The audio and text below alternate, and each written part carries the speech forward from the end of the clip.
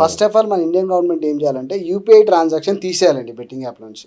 అచ్చా okay. First అది చేస్తే సగం జీరో కాదు 90% వెళ్ళిపోతుంది. అవునా? నీకు ఏంటంటే బ్రో, ప్రతి ఒక్కరికి ఫర్ ఎగ్జాంపుల్ చెప్తాను చూడు, ప్రతి ఒక్కరికి ఆన్లైన్ యాక్సెస్ ఉండదు. ఇప్పుడు నెట్ ఏమంటారు, ఇంటర్నెట్కి వెళ్ళాలి, లాగిన్ అవ్వాలి, మన దాంట్లోకి ట్రాన్స్ఫర్ చేయాలంటే ఎవడైనా ఒక ఆలోచిస్తాడు. చాలా కష్టం. ఇప్పుడు వాడు నీ బ్యాంక్ అకౌంట్లోకి వెళ్ళి వాని బ్యాంక్ అకౌంట్ కొట్టి నువ్వు డిపాజిట్ చేయరా అంటే వాడు పక్కా ఆలోచిస్తాడు. అరే ఇది పోదా ఇదంతా ఉంటుంది.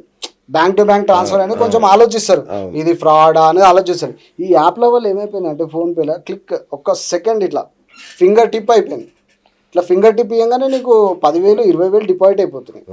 ఇంకోటి ఏంటంటే అండి, ఆ 10,000 డిపాజిట్ చేస్తే he will play almost 1.5 hours he will get entertainment. అదే కదా, అది ఎట్లా ఎంటర్టైన్మెంట్ అవుతుంది అంటే 10,000 వేయగానే 15,000 అవుతాయి, 20,000 అవుతాయి, 30,000 అవుతాయి. ఓకే, మళ్ళీ ఏమైపోతుంది 5,000 అవుతాయి, మళ్ళీ ఏమవుతుంది ఆల్ ఆఫ్ సడన్ 30,000 అవుతాయి. ఆడు 30,000కి విత్డ్రా పెట్టాడు, 40,000కి విత్డ్రా పెట్టాడు. వాని కోరిక ఏముంటుంది, 1 lakh కొట్టాలి. ఓకేనా? ఈ మీన్ వైల్ ఏమవుతుందంటే అండి, ఈ మీన్ వైల్ వాడు ఇంతకుముందు మీకు చెప్పినా కదా శాలరీ అయిపోయింది. ఇంకోటి శాలరీ అయిపోయిన వాడు నెక్స్ట్ ఆప్షన్ ఏముంటుంది, సిబిల్ బాగుంటుంది, మన దగ్గర తోపు ఉంటుంది, నెలకు 1 lakh శాలరీ అంటే వానికి బ్యాంక్ లోన్లు ఇస్తాయి. లోన్లు కూడా ఏమైపోయినాయి, యాప్లే అయిపోయినాయి అవి కూడా. వాడు ఒక క్లిక్ కొట్టేస్తే వానికి 10 లక్షల లోన్ వస్తుంది. ఆ 10 లక్షల లోన్ వాడు ఇంట్లో చెప్పాడు. వాడు ఏం చేస్తాడు, మెల్లగా 5,000 వేస్తాడు, 10,000 వేస్తాడు. ఇంకోటి ఇంక 1 లక్ష 2 లక్షలు వచ్చి ఉంటాయి కదా, 50,000 డిపాజిట్ చేస్తాడు. పోగానే ఈఎంఐ అయితే కట్టాలి, అంతేగా ఈఎంఐ కట్టాలి. వాడు ఇప్పుడు ఒక సాఫ్ట్వేర్ ఎంప్లాయ్ అంటే వాడికి పెళ్ళి అయింది అనుకో, ఒక ఇల్లు ఉంటుంది, పెళ్ళాము ఉంటుంది, ఇంట్లో ఖర్చులు ఉంటాయి, అన్నీ ఉంటాయి. అవన్నీ వదిలేసి ఏమైపోయిందంటే యాప్ల మీద పడిపోయారు. బ్రో నేను చెప్తున్నా కదా, మన హైదరాబాద్లో కానీ ఇండియాలో కానీ 35% గేమింగ్ ఆడేటోళ్ళు 35% ఉంటారు. ఇండస్ట్రీ సైజ్ ఎంత ఉంటుందన్నా, 1,000 కోట్లు. అది నువ్వు నేను గెస్ చేయడానికి ఉండదు బ్రో. తెలంగాణ నుంచి ఎంత ఉండొచ్చు ఇంత బ్యాన్ స్టేజ్లో కూడా? తెలంగాణ నుంచి అంటే ఇదే చెప్తున్నాం కదా, డిపాజిట్ యాక్సెస్ ఫ్రీ అయిపోయి అది అన్ఎక్స్పెక్టెడ్. అది ఇంకా ఒక 1,000 కోట్లు ఉంటుందా సైజ్? ఎక్కువనే ఉంటుంది. ఎందుకు 1,000 కోట్లు చిన్న అమౌంట్, అది మీకు అర్థం కావట్లేదు. మీరు ఒక్కసారి ఇన్స్టా ఓపెన్ చేసి చూడండి, వాడికి ఒక్కొక్క యాప్కి 100K 300K 500K 1 million followers ఉంటారు ఆ యాప్కి. ఇంకో దరిద్రం ఏంటంటే బ్రో, ఇందులో అంటే అది ఇండియన్ గవర్నమెంట్కి తెలుసా మన స్టేట్ గవర్నమెంట్కి తెలుసా అని ఐడియా లేదు, కానీ టెలిగ్రామ్ అనేది ఒక వర్స్ట్ యాప్ ఒకటి ఉంది. అందులో నువ్వు ఏమైనా చేయొచ్చు. ఓకే, అందులో నువ్వు డిపాజిట్ చేయొచ్చు, విత్డ్రా చేయొచ్చు, వాడు ప్రమోషన్ చేసుకోవచ్చు, అన్నీ చేసుకోవచ్చు విత్ వాన్ పేరు పెట్టుకొని. ఇప్పుడు వీళ్ళంతా ఇప్పుడు వాట్సాప్ గ్రూపులు, ఆ గ్రూపులు. ఇంకోటి అందులో దరిద్రం ఏంటంటే టెలిగ్రామ్లో నువ్వు 100K 300K ఫాలోవర్స్ కూడా ఉండొచ్చు అండి. ఇప్పుడు మనకు వాట్సాప్లో నీకు మా అంటే ఒక 256 గ్రూప్ చేయొచ్చు. ఓకేనా? ఈ మధ్య వాట్సాప్ ఒక 6 months ఏదో అయితే వాట్సాప్లో కూడా ఒకటి వచ్చింది, ఛానల్ వచ్చింది, మనం ఛానల్ పెట్టుకోవచ్చు. వాట్సాప్ ఛానల్ అని ఒకటి వచ్చింది. ఇంకోటి ఏంటంటే వాట్సాప్ కూడా అంత ఈజీగా యాక్సెస్ చేయడు. ఇప్పుడు ఇన్స్టాగ్రామ్లో ఈ ఇన్ఫ్లుయెన్సర్స్ వాళ్ళు అందరు ప్రమోట్ చేసి దానికి ఏమైపోయింది, ఇప్పుడు రీసెంట్గా ఒక ట్రావెలర్ అవినాష్ అనుకుంటా, ఓకేనా, నేను చాలా వ్యాస్ట్గా ప్రమోట్ చేసిండు.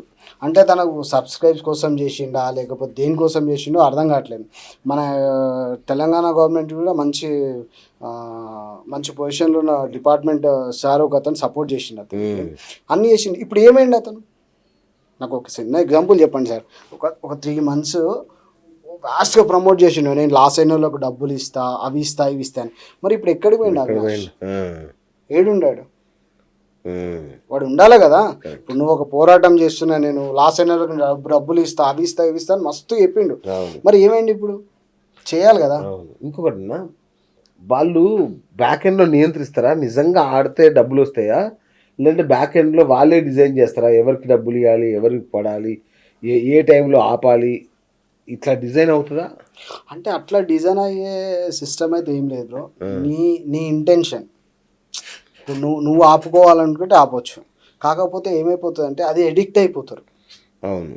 అది ఎడిక్ట్ అయిపోయి ఏం చేస్తారంటే ఫర్ ఎగ్జాంపుల్ ఒక నీకు ఒక ఈఎంఐ కట్టేది ఉంటుంది, ఒక 34,000 ఉంటుంది.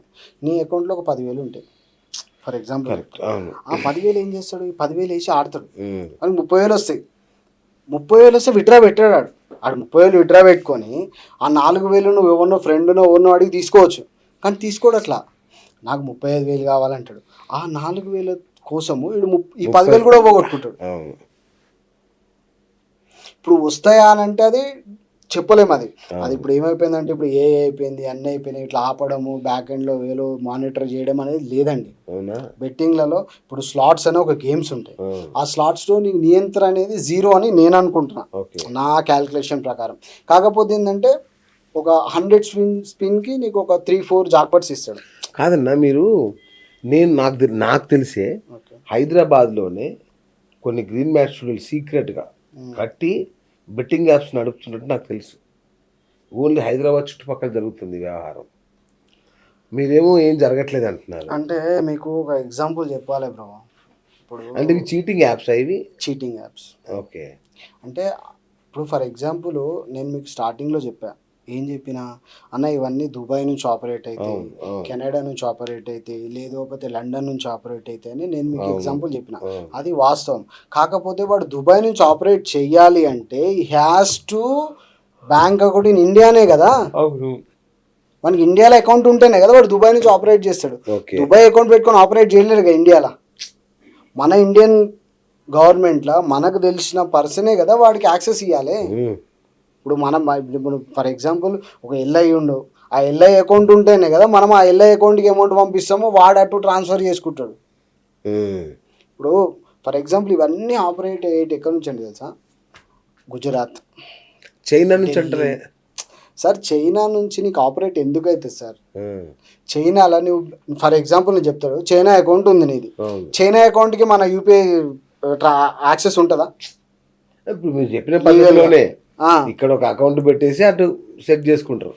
సరే ఏడున్నా చైనా చైనా చైనా యాప్స్ అని నేనైతే ఎప్పుడు చూడలేదండి. నాకు ఈ 10 years ఎక్స్పీరియన్స్లో నేను వదిలేసిన, కానీ చైనా నుంచి అయితే అవ్వదు.